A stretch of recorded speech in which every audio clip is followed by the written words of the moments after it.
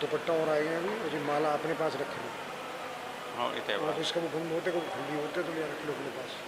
ठीक है जी, ले जी अभी रखे ना।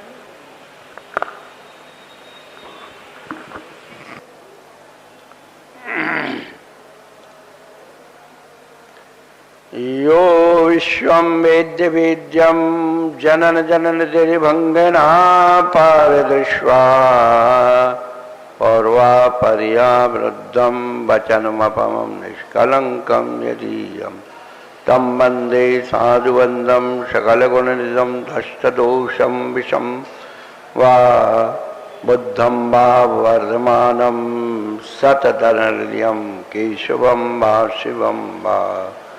देवाधिदेवच महावीर भगवान की, गोमटेश्वर बाहुबली भगवान की जय, अवधेश भगवान की जय।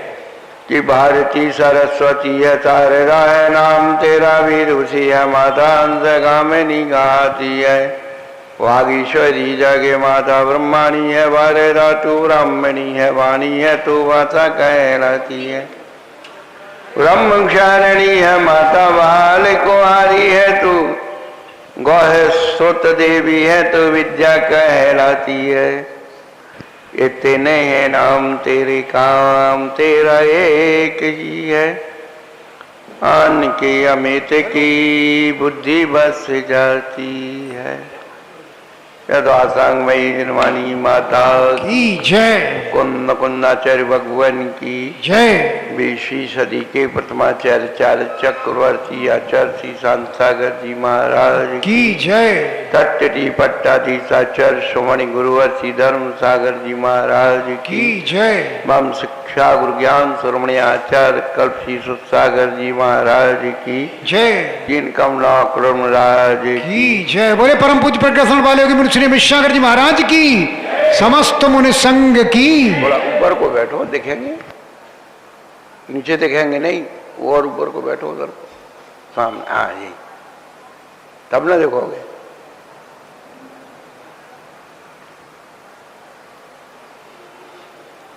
धर्मानुरागी भव्यात्माओं, भारत देश पर्व त्योहार उत्सव का देश है। एक वर्ष में 365 दिन होते हैं।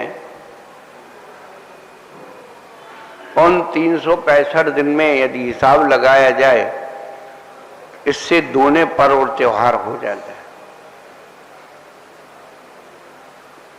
कुछ त्योहार तो पता ही नहीं लगते कि कब आए और कब चले गए। उन्हीं त्योहारों को हम महत्व देते हैं जिनमें खाने पीने भोगने की छूट दी गई हो।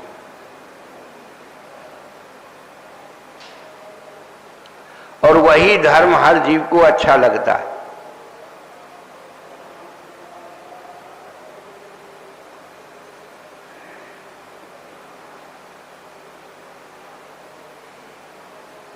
आज के दिन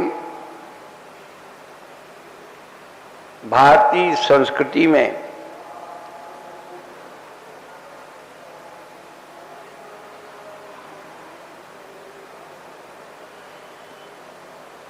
जो घटना घटित हुई,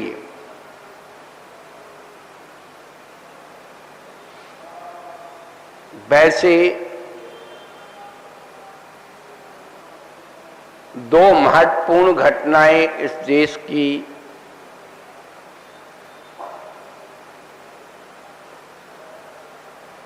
जो कि आपने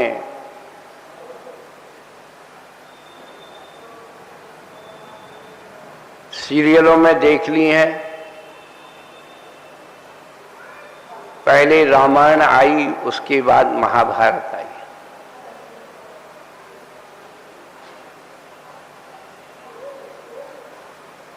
रामायण और महाभारत ये दो प्रमुख घटनाएं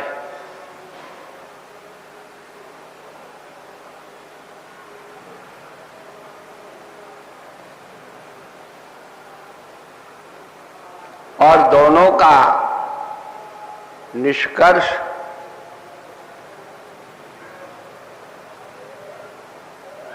संबंध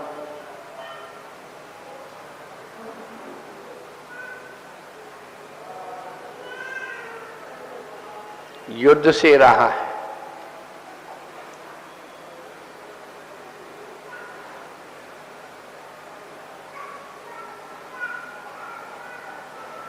एक का युद्ध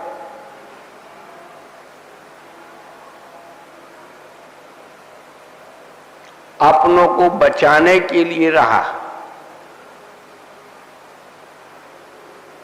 कर्तव्य निष्ठा के लिए रहा,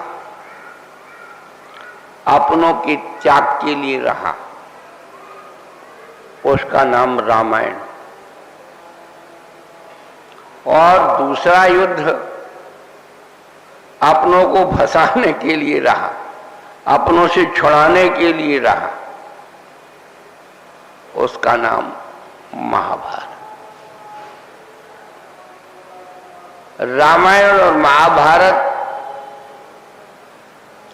युद्ध के मैदानों में लड़े गए।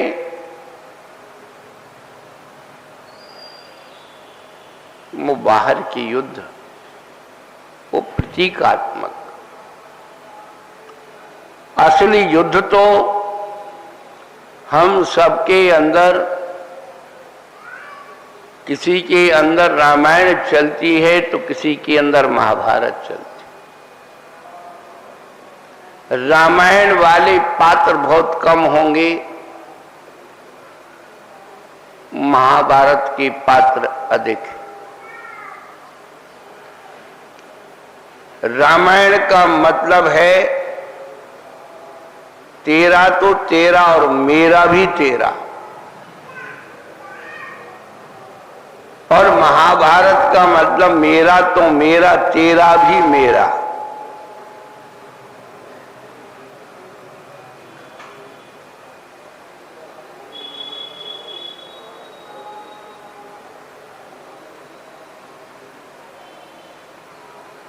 जो अपनों को त्यागते हैं, अपनों के लिए देते हैं, बड़े होकर छोटों को दे देते हैं, वे रामायण के पात्र बन जाते हैं।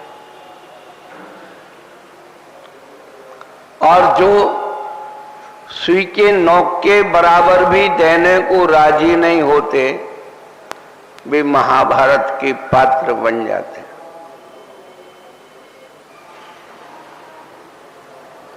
बंधुओं,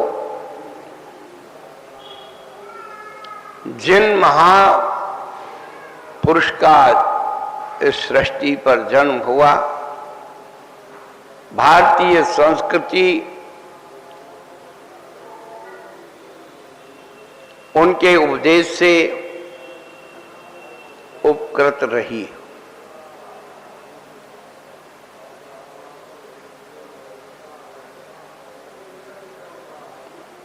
महाभारत पूरे युद्ध की भूमिका है।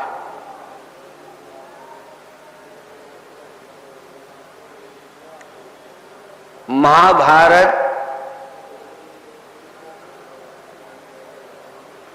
युद्ध में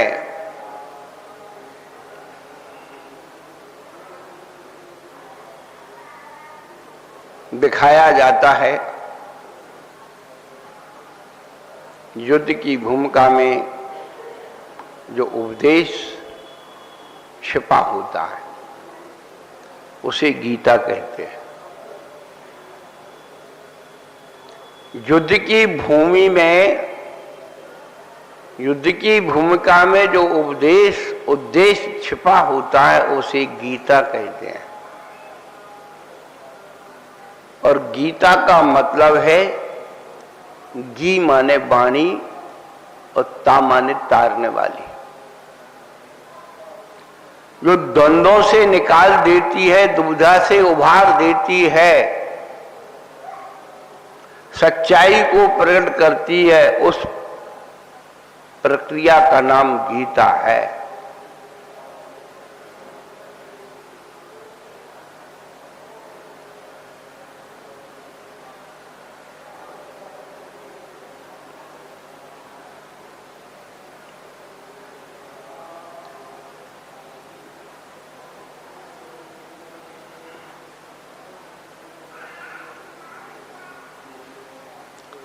नारायण श्री कृष्ण के पास गीता का उपदेश कहां से आया?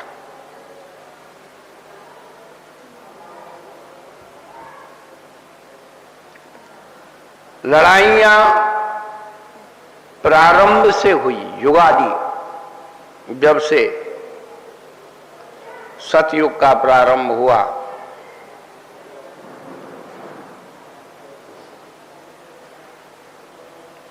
सबसे पहले आदिनाथ के पुत्र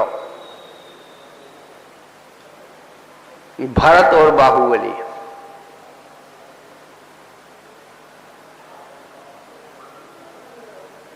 भरत के नाम से हमारे इस देश का नाम भारत।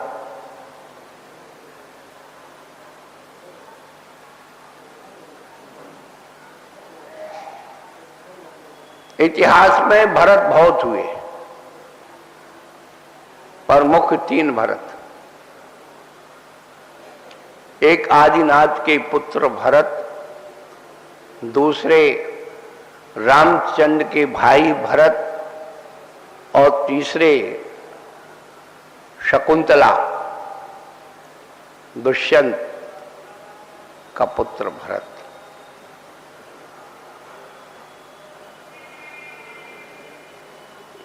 परंतु वेदों में हमारे ऋषि मुनियों ने इस देश का नाम भारत बतलाया है, और ये बताया है कि नाभिराय के पुत्र ऋषभदेव और ऋषभदेव के पुत्र भरत के नाम से इस देश का नाम भारत। वह उस समय के चक्रवर्ती थे, उन्होंने दिग्विजय करके और न्याय नीति का उपदेश से राज्य व्यवस्था को संभाला।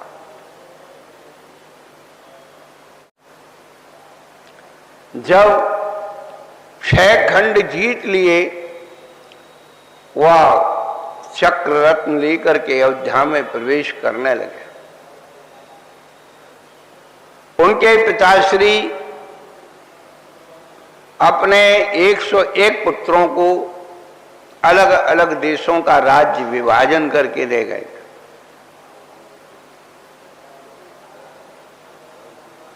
जब भरत चक्रवर्ती अयोध्या में प्रवेश करने लगे तो मुख्य द्वार पर उनका चक्र रत्न रुक गया, प्रवेश नहीं किया। निमित्त ज्ञानियों से पूछा, ये क्यों रुक गया? निमित्त ज्ञानियों ने कहा, अभी दिग्विजय पूरी नहीं हुई। आपके भाइयों ने आपकी अधीनता स्वीकार नहीं की, आपको राजा नहीं माना। सब भाइयों को खबर पहुंचाई।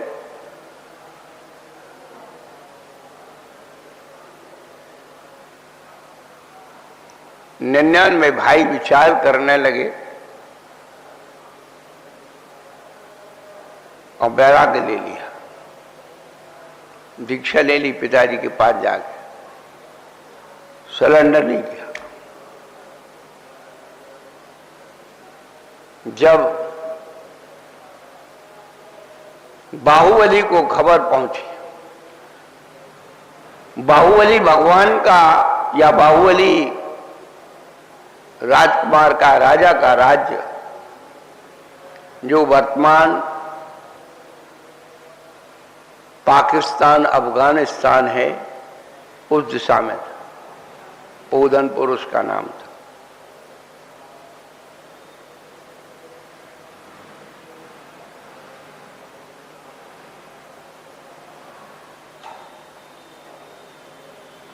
उनके पास खबर पहुंची कि भाई इस तरह से आपके भाई को चक्र रत्न उत्पन्न हुआ है और ये आप जो है वहां पर क्या। तो बाहुबली कहने लगे, भाई मेरे पिताजी मुझे राज देकर के गए, मुझे राजा बना के गए, अब मेरे ऊपर राजा कौन हो सकता है। रही बात भरत की, तो मेरा बड़ा भाई है, मैं उसे नमन करूंगा, लेकिन वो अपने राजा होने का अभिमान दिखाएगा, मैं झुकूंगा नहीं। पूछा कि भाई वो किस प्रकार का राजा है, क्या है उसके पास। बोले वो चक्रवर्ती है। अरे चक्रवर्ती है तो, अरे उसके चक्र रत्न पैदा हुआ था, उसने दिग्विजय की और ऐसा हुआ वैसा, सब का दूत ने सब बताया। तब बाहुबली भगवान, बाहुबली राजा क्या कहने लगे, वो चक्र पैदा हुआ है उसके यहाँ, चक्र, उसे अपने आप को चक्रवर्ती मानता है। अरे मेरे राज्य में जितने भी कुंभकार हैं उन सबके घरों में चक्र है। उसके चक्र का मतलब कुछ नहीं है हमारे यहाँ के, इसलिए कुंभकारों को चक्रवर्ती भी कहते हैं।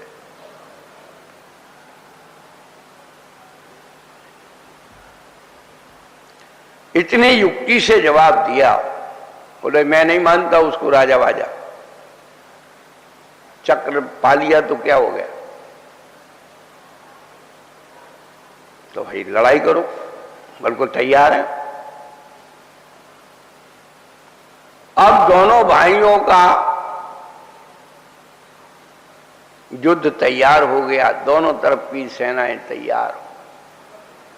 युद्ध भूमि में पहले युद्ध आमने सामने लड़ाई जाते थे, लड़ते थे, और बड़ी मर्यादाएं होती थी, छल से नहीं मारते थे। युद्ध भूमि के नियम होते थे।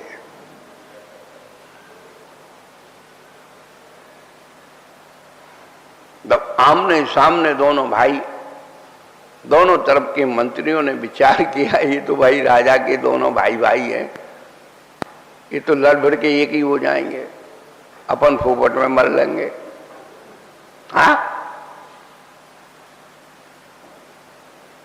कुछ नहीं करना, इन दोनों को आमने सामने करो।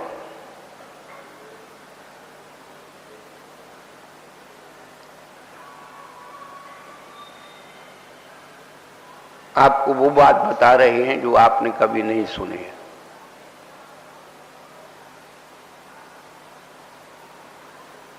समय कहाँ है आपको सुनने का, पढ़ने का।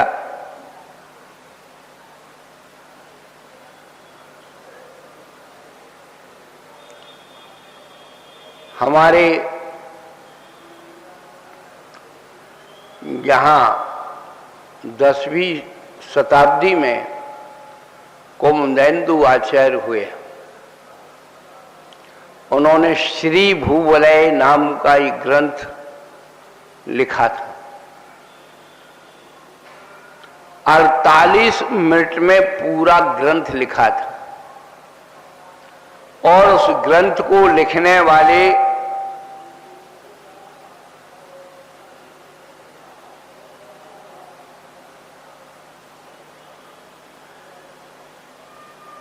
पंद्रह शिष्य थे, 1500 साधु 1500 खानों में बैठे थे, और उन्हें एक एक कोड वर दिया था, और वह पूरा का पूरा ग्रंथ 48 मिनट के अंदर लिख लिया था।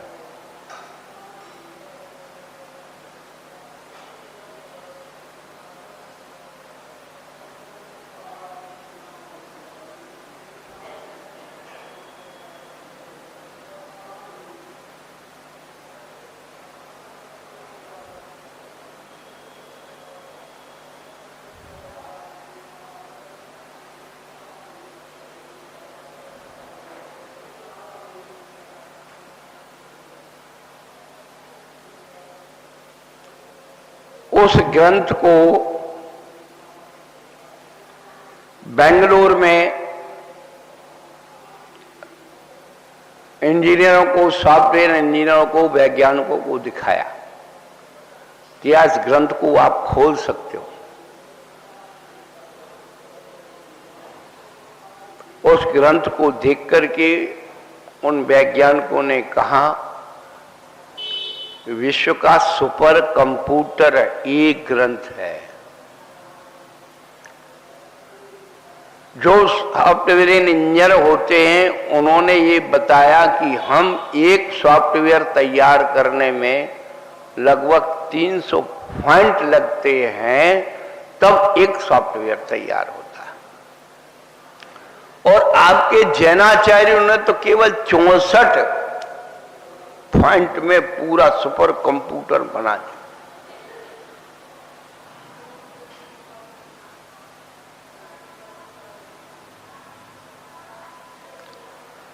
हम सबका सौभाग्य और सौभाग्य के साथ परम दुर्भाग्य।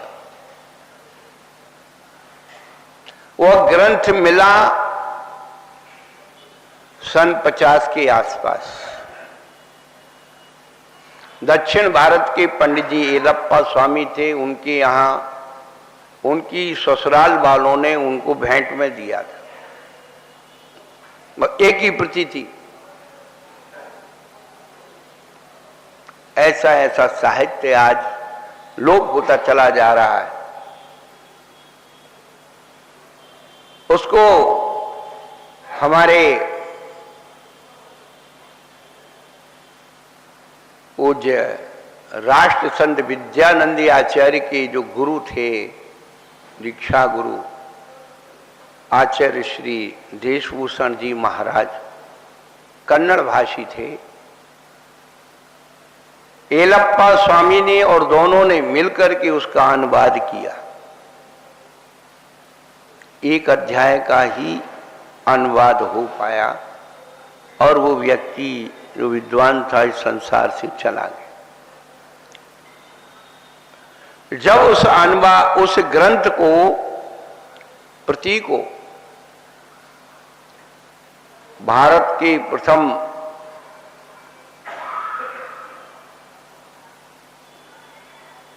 नागरिक राष्ट्रपति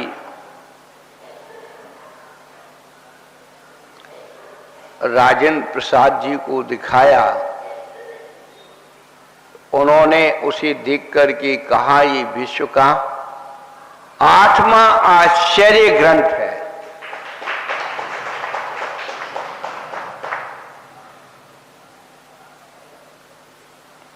उस ग्रंथ का जब हम अध्ययन कर रहे थे तो उस ग्रंथ में जो विशेष बात आई वो आपको बता रहे हैं।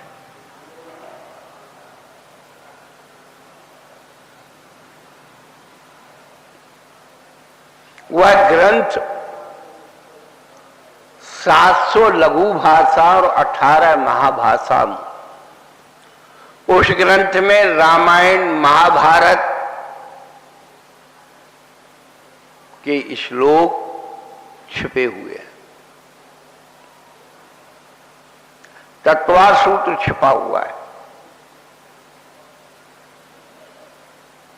उन्होंने श्लोक निकाल करके दिखाए रामायण के और महाभारत के। तत्वार सूत्र भी अभी किसी व्यक्ति ने उसे कोट करके निकाला है। उसे ग्रंथ में 8 युद्ध बताए, भरत और बाहुबली के। अपन लोग तो 3 युद्ध जानते हैं। 5 युद्ध की भी तैयारी करना पड़ेगी, खोजना पड़ेगा।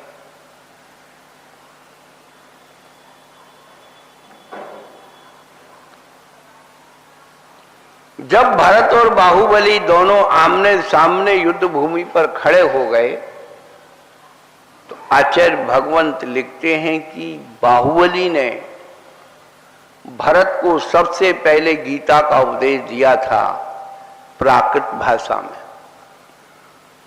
पूरी गीता जो है 5 भाषामयी है।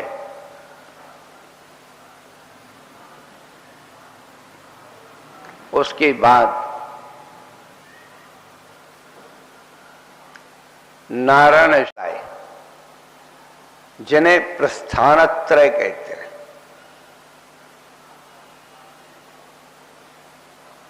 पहला वैदिक प्रस्थान, जिसके अंतर्गत उपनिषद आते हैं और उपनिषदों में मंत्र हुआ करता है, और ये हर व्यक्ति को नहीं दिया जाता है, केवल योग पात्र के लिए ही देना चाहिए, दिया जाता था। आज अयोग पात्र में हाथ में जाने से अर्थों का अनर्थ हो रहा है। दूसरा दार्शनिक प्रस्थान, ब्रह्म सूत्र होते हैं, उनमें सूत्र होते हैं जो विद्वानों के लिए होते हैं। और तीसरा स्मार्थ प्रस्थान, भगवद गीता है श्लोक। स्मार्थ प्रस्थान भगवद गीता, जिसमें श्लोक हैं और जो सभी के लिए है। अभी भूमिका में बताया था कि महाभारत के अंतर्गत गीता है। गीता महाभारत का एक अंश है। पूरी महाभारत कई पर्वों में है। उस महाभारत के 18वें पर्व में भी कई उपपर्व हैं, और उसमें भीष्म पर्व के अंतर्गत गीता है।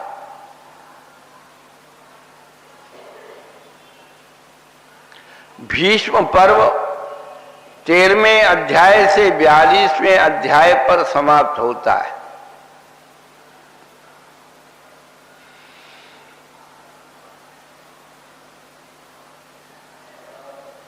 बस वही गीता है।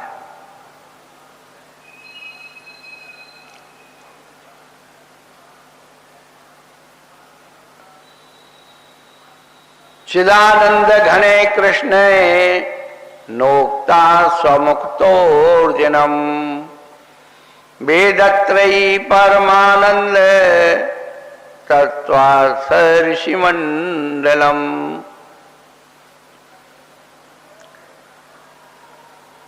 चेतन आनंद घन कृष्ण के द्वारा कहा गया अपने मुख से अर्जुन के लिए वेदत्रयी, जिसमें तीनों वेद, जो परम आनंद देने वाला तत्वार्थ,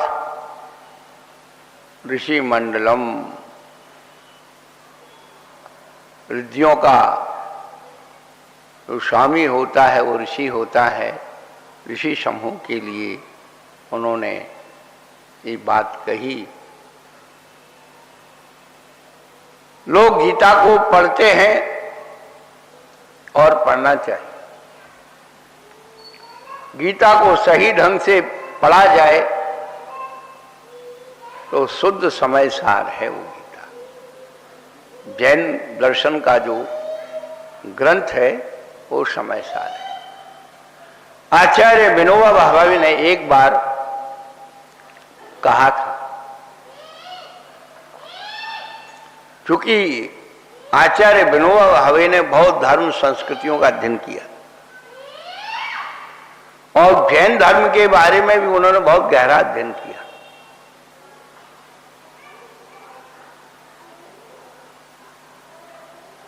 गीता पर बहुत सारी टीकाएं अनुभवी लोगों ने लिखी, अर्थ लिखे। जब विनोबा भावे ने समय सार जी पढ़ा, समय सार की उनको भेंट में दिया, उन्होंने कहा आस्था जहां होती है रास्ता वहां होता है। उन्होंने कहा भाई देखो हमारे धर्म ग्रंथ को हम कैसे वो कर दें, लेकिन गीता के बाद यदि कोई ग्रंथ आत्मा का उपदेश देने वाला है तो है समय सार।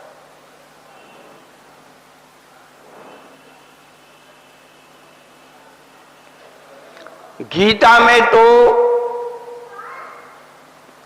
उपचार नय का कथन करके हम सबको हटाया है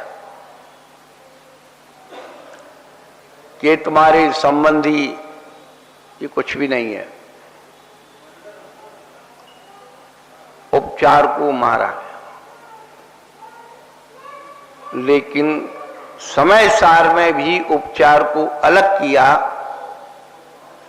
जो आत्मा के साथ कर्म लगे हुए हैं, आत्मा ने जो संबंध बना रखे हैं, कितने सारे रिश्ते मन में भरे हुए हैं, कितने सारे रिश्ते मन में भरे हुए हैं, होने वाले रिश्तों का भी पता नहीं है। कितने सारे रिश्ते मन में भरे हुए हैं, होने वाले रिश्तों का भी पता नहीं है। इतराता क्यों प्राणी इतने रिश्ते पाकर, इतराता क्यों प्राणी इतने रिश्ते पाकर, क्या यह तेरा भ्रमणशील संसार नहीं।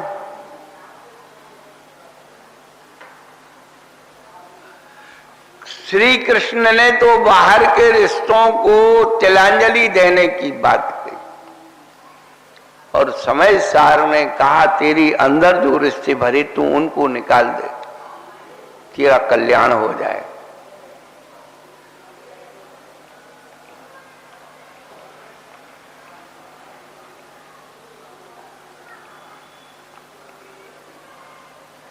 उस गीता में कर्म की बात कही, उसके 3 प्रकार बताए, विकर्म, कर्म और अकर्म। प्रारब्ध, संचित और क्रियमाण।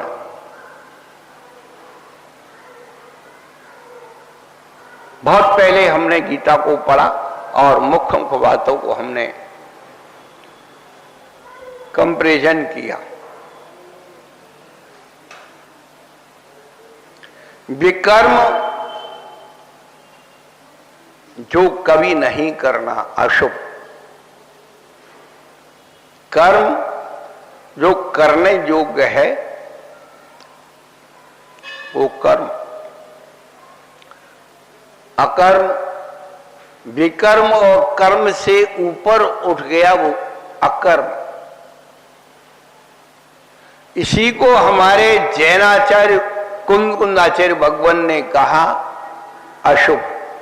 विकर्म यानी अशुभ, कर्म यानी शुभ और अकर्म यानी शुद्ध।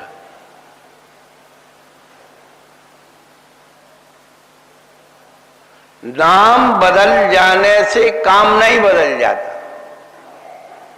इसलिए गीता में ये कहा कर्म किए जा फल की इच्छा मत कर रही इंसान। कभी उस पर गौर किया? उन्होंने कर्म के ऊपर तो जोर दिया कि कर्म करो, कर्म करना तुम्हारा धर्म है, लक्ष्य है, लेकिन फल की इच्छा मत करना। आप किसी भी विद्वान से पूछ लेना, गीता का उपदेश है निष्काम कर्म, निकांक्षित कर्म, इच्छा रहित कर्म। बड़ा रहस्य है, क्योंकि कर्म प्रधान विश्व करी राखा, जो जस करही तसई फल। विश्व कर्म प्रधान है, जो जैसा करेगा वैसा फल पाए। कहीं एक जगह बोल दिया, हुए वही जो राम रचि राखा, को कर तर्क बड़ा वही शाखा। जब हमने दोनों चीजों का कंपैरिजन किया, निकल करके क्या आया?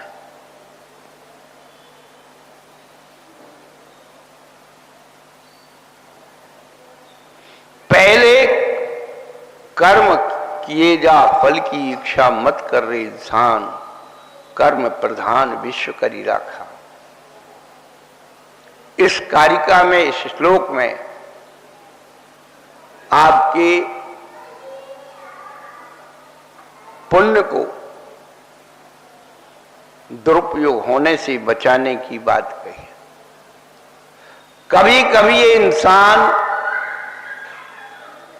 इतना ज्ञानी तो है नहीं, बहुत अच्छा कर्म करता है, अच्छा कर्म ज्यादा करता है और फल थोड़ा मांग लेता है, तो जो सब स्वाहा हो जाता।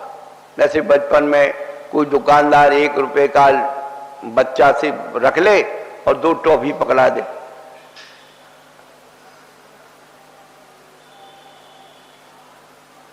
और कभी कभी इंसान कर्म बहुत थोड़ा करता है और फल बहुत चाहता है। ज्यादा दुखी इस बात से है। कर्म थोड़ा करते हैं, फल ज्यादा चाहना करते हैं। हम बहुत काम करते हैं लेकिन कोई हमारा यश नहीं गाता,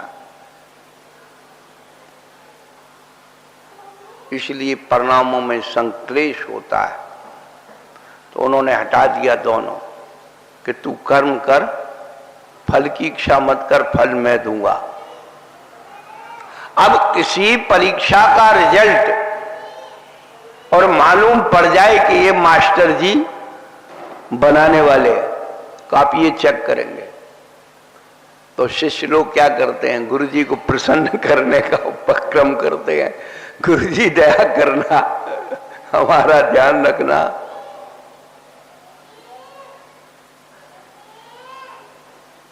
इसीलिए रामचरितमानस के रचयिता गोस्वामी तुलसीदास जी ने रामायण भी लिखी और विनय पत्रिका भी, उसमें भी बहुत सारे दोहों का समावेश किया।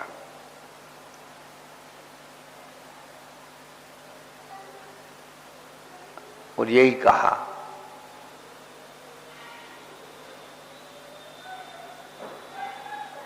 कि हुई वही जो राम रचि राखा, को कर तर्क बड़ा गई शाखा। अब तर्क मत लगा, तर्क मत लगा, जो राम रचेगा वही तेरा होगा। ये कब? जब व्यक्ति का पुरुषार्थ थक जाता है, व्यक्ति उदासीन हो जाता है, कर्म करते करते पागल हो जाता है, उसको कहा अब धैर्य रख, हुई है वही जो राम रच राखा। काय को अपनी अकल लगाता है? जो होगा उसको स्वीकार कर ले।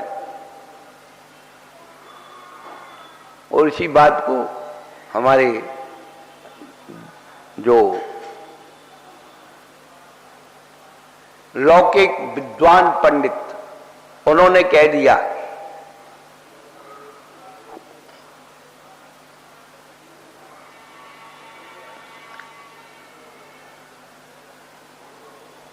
जो जो देखी बीतराग ने सो सो होसी बीरा रे, अनहोनी तो कदी न होसी काय होत अधीरा रे। जो भगवान ने देख लिया है वो होगा, जो जो देखी बीतराग ने सो सो होसी बीरा, अनहोनी तो कदी न होसी काय होत अधीरा रे। केवल धैर्य को बनाने के लिए शब्द प्रयोग।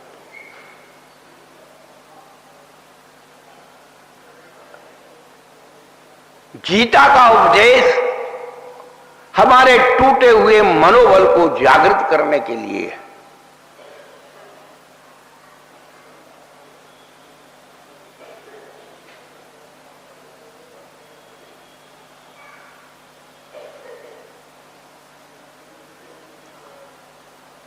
विकर्म, कर्म और अकर्म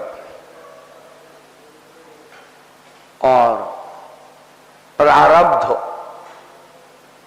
संचित और क्रियमाण, 3 श्रेणियां हैं।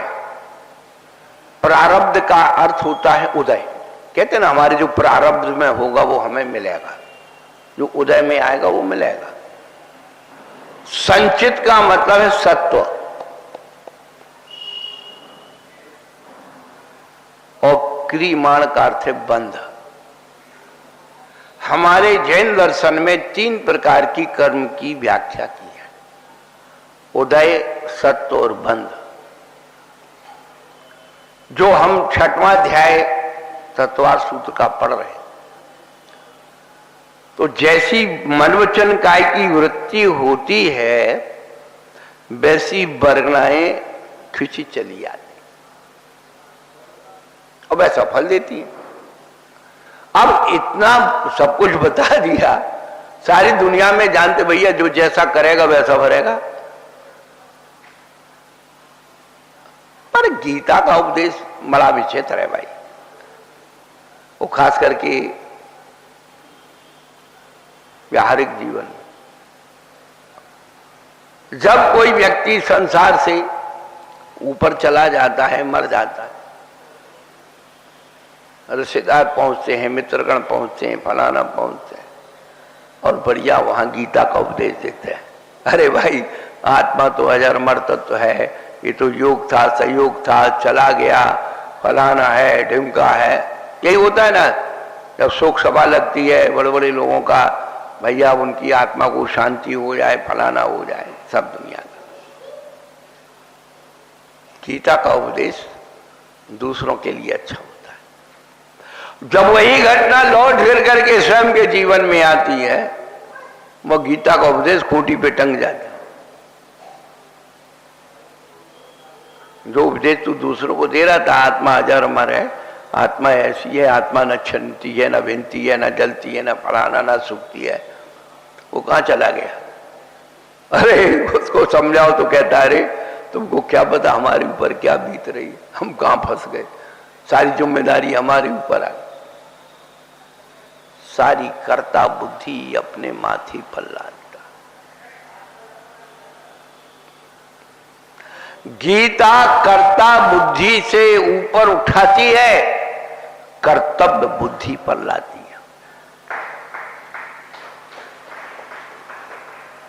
कर्ता बुद्धि में अहंकार होता है,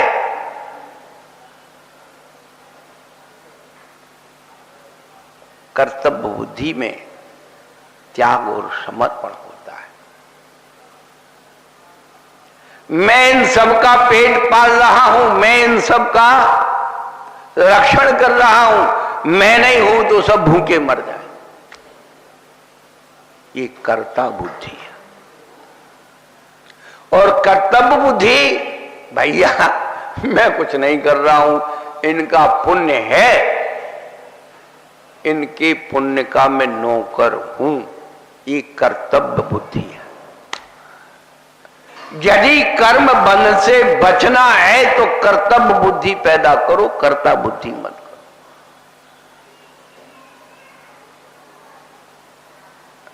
यही तो गीता का उपदेश है।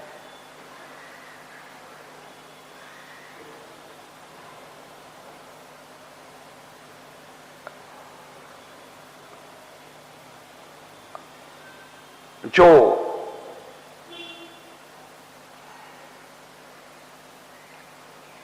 प्रस्थानत्रय की बात कही, जो योग की बात कही, योग की बात तो अपन तत्वार सूत्र से सुन ही रहे हैं। मन वचन काय की क्रिया योग है। उस योग को भी नारायण श्री कृष्ण ने 3 भागों में बांट दिया। कर्म योग, ज्ञान योग और भक्ति योग।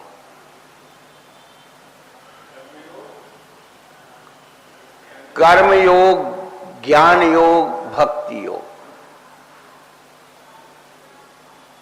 जिसमें कुछ करने की रुचि हो वह कर्म योग है। और कर्म योग का अधिकारी निष्काम कर्मयोगी ही होता है।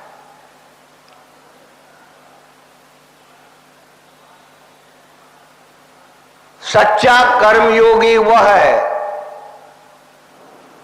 कभी जीवन में बनना पड़े। सच्चा कर्मयोगी वह है जो अच्छे कार्य का श्रेय हमेशा दूसरों को देता है और भूल और गलतियों को अपने ऊपर ओढ़ लेता है, दूसरों को बचा लेता है।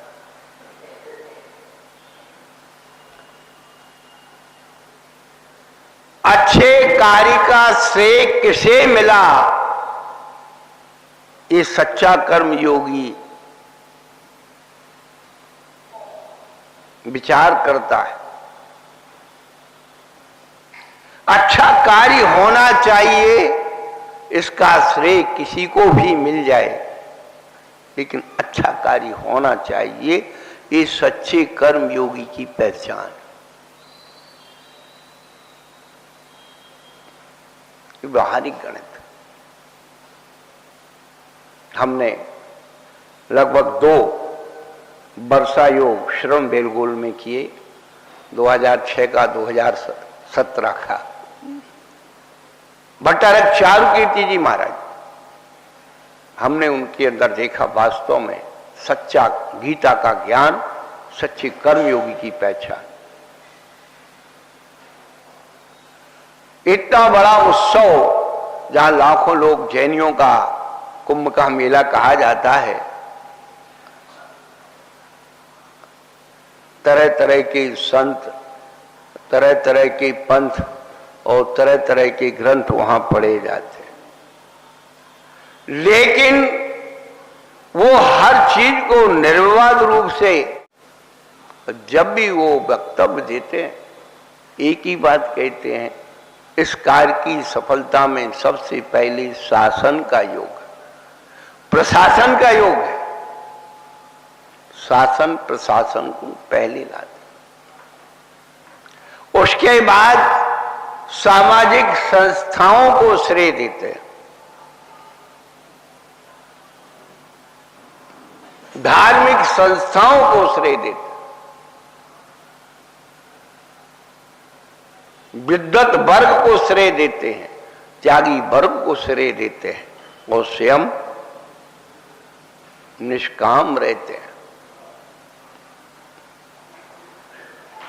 एक बार किसी ने कहा कि महाराज, आप चारुकीर्ति महाराज आपने अच्छा, कहने लगे भाई देखो इस गद्दी पे जो भी बैठा वो सब चारुकीर्ति होता है, इस गद्दी पे जो बैठता वो चारुकीर्ति होता, आप कौन से चारुकीर्ति लगाओगे, इतने बहुत सारे हो गए।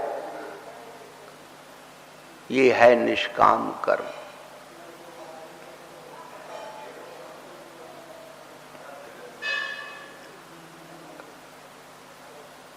तो कर्म योग जो अपने आप में कुछ करने की पात्रता रखता, वो कर्म योग को अपनाता है। दूसरा ज्ञान योग, अपने आप को जानने की जो जिज्ञासा है वो ज्ञान योग है। कभी हमने अपने आप से पूछा ही नहीं, अपने अंदर कोई दूसरा घुसा हुआ है और वही बोलता है। घर से निकले तो पति ने कह दिया था, बच्चों ने कह दिया था, पिताजी ने कह दिया था, मां ने कह दिया था, वही चल रहा है। बताइए क्या चल रहा है? सुबह से शाम तक अपने अंदर क्या चलता है? कौन सा योग चलता है? भोग योग के सिवाय कुछ नहीं चलता। ज्ञान योग का मतलब है अपने आप को समझाना, अपने आप को उपदेश देना।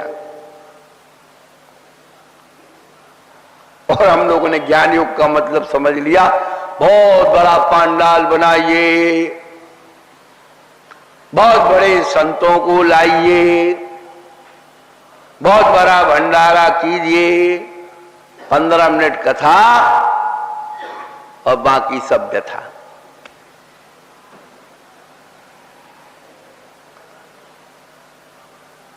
कहां ज्ञान की चर्चा होती है? जिस बात का ज्ञान आज आपकी भूमिका में आपको होना चाहिए था, वो कहां? छोटे छोटे लोग जो किताब पढ़ लेते वो अपनी दुकान लगा के बैठ जाते, 4 से 10 इकट्ठे किए और बस, हाँ आज क्या हो गया, वो हो गया, आज फलाना हो गया, ढमका हो गया, 2-4 दर्द की बातें मिलाई और बस हो गई। बचपन से 55 हो गया। जिस पूजा को पढ़ते रहे उसका एक शब्द का अर्थ भी नहीं है। कहे सीख गुरु कर्णाधार, मेरा अहंकार का भाव नहीं मैं ला रहा हूं, ये ध्यान रखना। मुझे किसी को ज्ञान बांटने का शौक नहीं है। मुझे मालूम है कि कैसे शौक होता है ज्ञान बांटने का पूरा। समाज के करोड़ रुपया खर्च करो, बहुत बड़ा पंडाल लगाओ, बड़े बड़े हॉस्टल लगाओ, पोस्टर लगाओ, टीवी लाओ, ये लाओ, वो लाओ, आप आए, ताली बजाई, जय जयकार किया, खाया पिया, अच्छा थी। ज्ञान वह है जो आपके अंदर फीलिंग पैदा करे, वाइब्रेशन पैदा करे, आपको अपने आप में सोचने के लिए मजबूर कर दे, आपकी कमियों की पुष्टि करे, आपकी गलतियों की पुष्टि करे। गुरु ज्ञान किस बात का? उजाला तो उजाला ही होता है भैया। संसार में 2 चीज कभी झूठ नहीं बोलते, एक दर्पण और दूसरा दीपक। देख लीजिए आप, जो आएगा उसके सामने दर्पण वही दिखाएगा और दीपक जलता हुआ। ये नहीं कि भाई साहूकार को छिपा दे या चोर को बता दे, या चोर को छिपा दे साहूकार को बता। जल रहा है वो अपनी मस्ती में, परंतु नकटे को दर्पण नहीं अच्छा लगता और चोरी और ब्रह्मचारी को उजाला अच्छा नहीं लगता। इसके विरोधी है वो।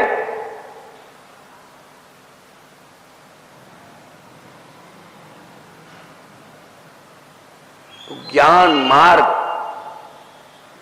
ज्ञान योग, और तीसरा है भक्ति योग।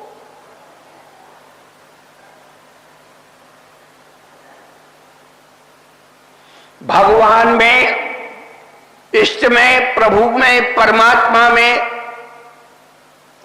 श्रद्धा का आविर्भाव,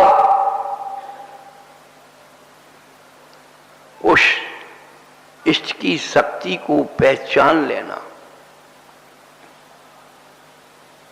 उसकी ताकत को पहचान लेना।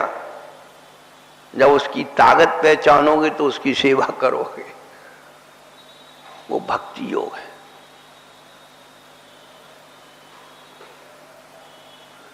बंधु,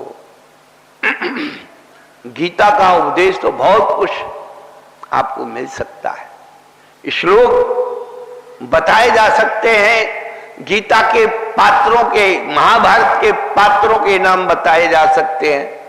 हम उनको सुन के राजी हो जाते हैं, महाराज को बहुत ज्ञान है। बंधु, असली गीता तो अपने अंदर विद्यमान है, वो तो उपलक्षण न्याय है।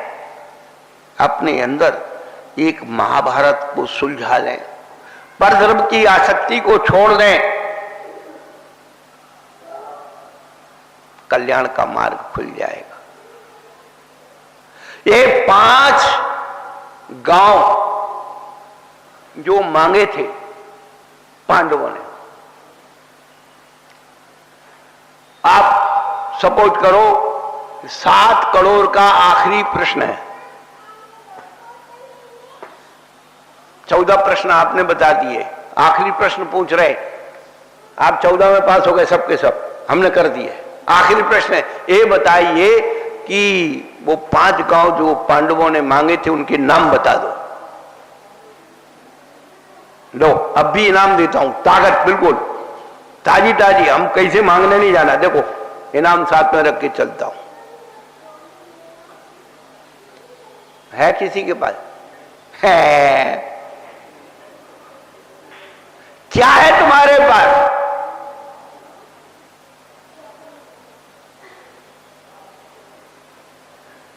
इंद्रप्रस्थ दिल्ली, स्वर्णप्रस्थ सोनीपत, जलप्रस्थ पानीपत, बणिकपत बागपत, और 5वां है त्रिपथ, जो गाजियाबाद के पास, मोदी नगर के पास है कहीं। ये 5 गांव पांडवों ने मांगे थे, क्या वो इतने में ही काम चला लें, लेकिन पांडवों को वो 5 गांव नहीं दिए और महाभारत तैयार हो गया। बंधुओं, ये 5 गांव हमारे 5 इंद्रियों के विषय हैं, इनकी सीमा और मर्यादा कर लें, 5 गांवों को अपने अधिकार में कर लें तो महाभारत होने की कोई संभावना नहीं है। गीता के उपदेश की जरूरत नहीं है। हम लोग अपने अंदर का महाभारत खोज लें तो कल्याण का मार्ग होगा। आज नारायण श्री कृष्ण का जन्म उत्सव पूरे देश में और विदेश में हो रहा है।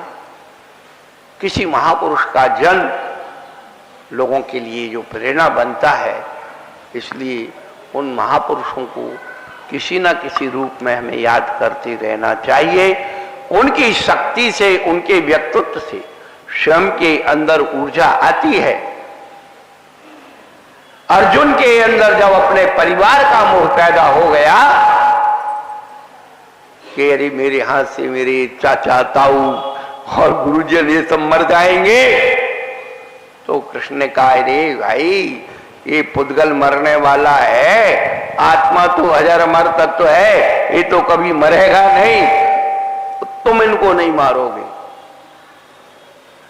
कृष्ण ने कहा है तुम इनको नहीं मारोगे तो ध्यान रखना धर्म की प्रतिष्ठा सब धूमिल हो जाएगी।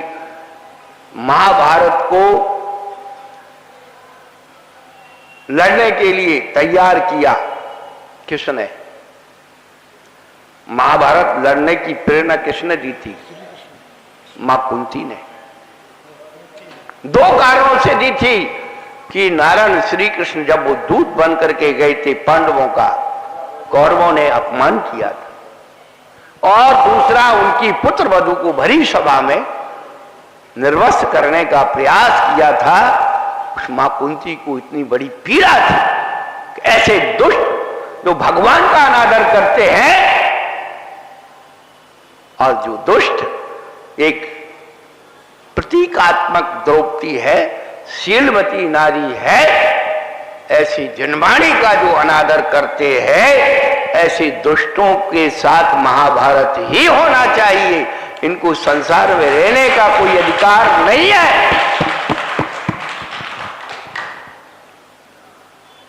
ये गीता का उपदेश हमारे लिए बड़ा काम का है, मुकाबला करने का है। डरना मत, कभी भी अवसर आ सकता है। जीवन में 3 काम के लिए अपने आप को तैयार करके रखना, एक मृत्यु दंड के लिए, एक देश निकाला के लिए और एक अपवाद के लिए। जो इन 3 कामों के लिए अपने आप को तैयार रखता है वो कुछ भी कर सकता है। यही गीता का उपदेश है। गीता का उपदेश वो किताबों में पन्नों में लिखा हुआ है वो नहीं है। असली गीता का उपदेश है अपने आप को तैयार करके रखना हर परिस्थिति में। और भी बहुत सारी बातें हैं, समय मिलने पे फिर चर्चा करेंगे। चलो देवादेवी गज्जा ऋषि शीतलनाथ भगवान की जय। बोले परम पूज्य प्रकाशन वाले योगी श्री मिश्र सागर जी महाराज की। गुरु